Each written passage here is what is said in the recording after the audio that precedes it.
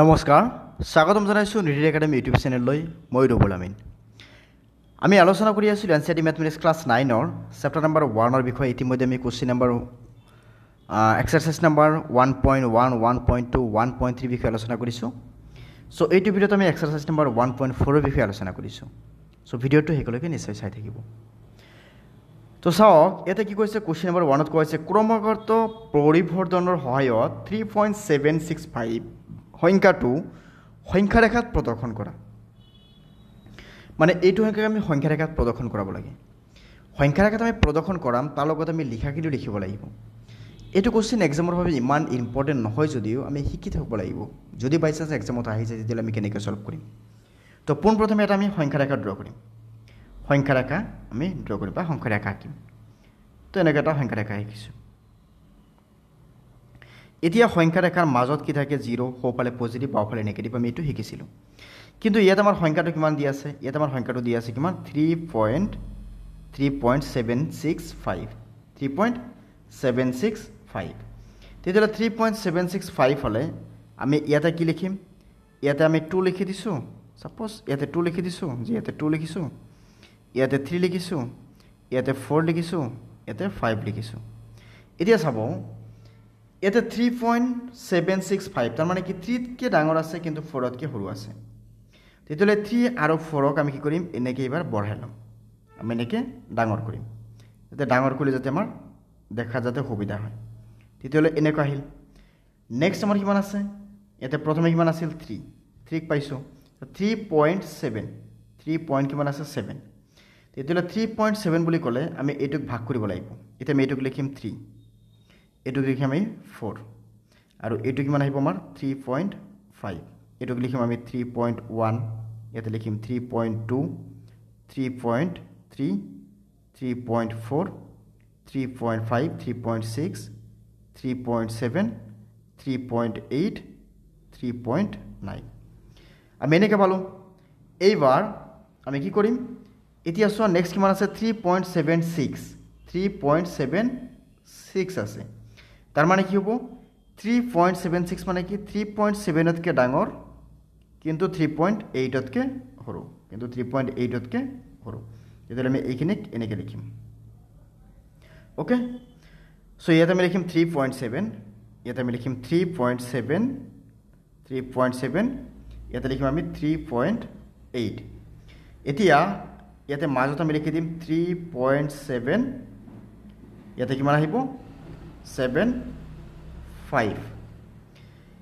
এতিয়া ইয়াতে আমি লিখিম 3.71 এটো লিখিম আমি 3.72 এটো আমাৰ আহিব 3.73 এটো আমাৰ আহিব 3.74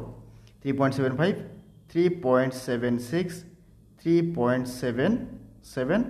3.78 3.79 3.17 মানে 3.8 আকৌ সো ইয়াৰ পিছত কি আছে 6 ৰ পিছত কিমান আছে 5 আছে 6 ৰ পিছত কিমান আছে 5 আছে তেতিয়া হলে 3.765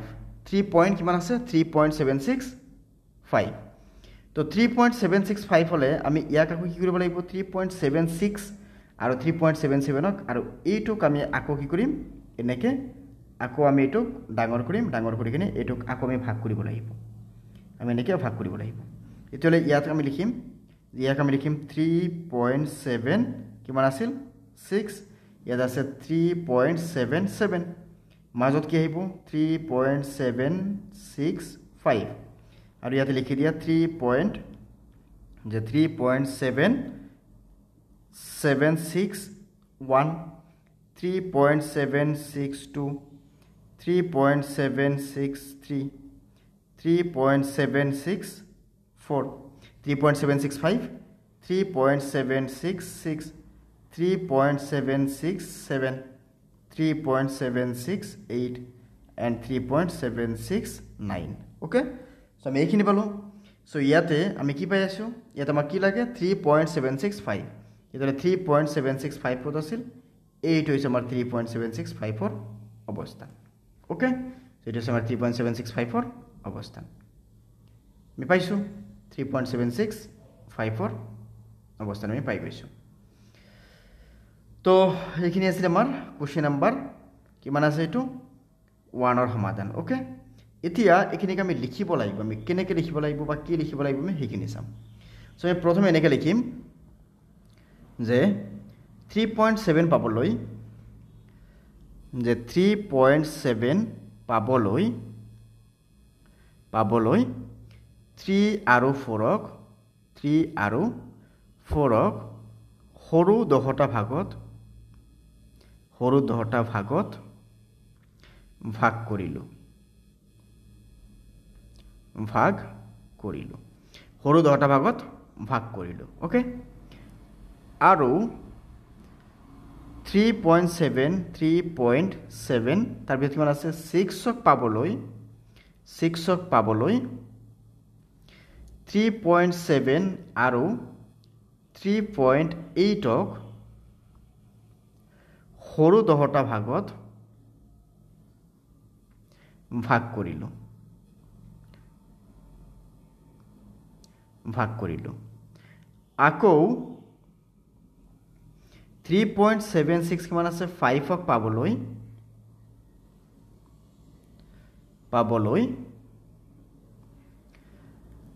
3.7 কিমান আছিল 6 ন 3.76 আৰু 3.77ক সৰু 10টা ভাগত ভাগ কৰিলো জানি ইয়াৰ ফলত আমি সংখ্যা ৰেখাত কিমান আছে 3.765ৰ অৱস্থান পালো ওকে এইটো আছিল আমাৰ কোৱেশ্চন নাম্বাৰ 1.4ৰ 1ৰ সমাধান সো একেদৰে আমি কোৱেশ্চন নাম্বাৰ 2টো সমাধান কৰিম 2টো সমাধান কৰিবলৈ আমি কি লিখিম এটো 4 পইণ্ট কিমান আছে 26 বাৰ তাৰ মানে 4.2666 কি কৈছে অংকটোৰ চতুৰ্থ দশমিক স্থানলৈকে দশমিক স্থানত কেইটা ঘৰ আছে 4টা তো আমি এইটোক আঁকি কেনে এইটো হোমৱৰ্ক থাকিল এইটোক আঁকি কেনে আমি পাৰিছো না নাই আমি কমেন্ট কৰি নিশ্চয় জনাই দিম সো আমি আজিৰ ভিডিঅ'ত আলোচনা কৰিলো এনচিইআৰটি ম্যাথমেটিক্স ক্লাছ 9ৰ এক্সাৰসাইজ নাম্বাৰ 1.3 বিষয় সো ভিডিঅ'টো হেকলৈকে চোৱাৰ বাবে ধন্যবাদ জনাইছো সো কমেন্ট কৰি জনাব নাপাহৰিব ভিডিঅ'টো কেনে লাগিল সো এটলিষ্ট এটা কমেন্ট কৰিহে যাব ঠিক আছে সো আমি আকৌ লগ পাম পৰৱৰ্তী ভিডিঅ'ত ধন্যবাদ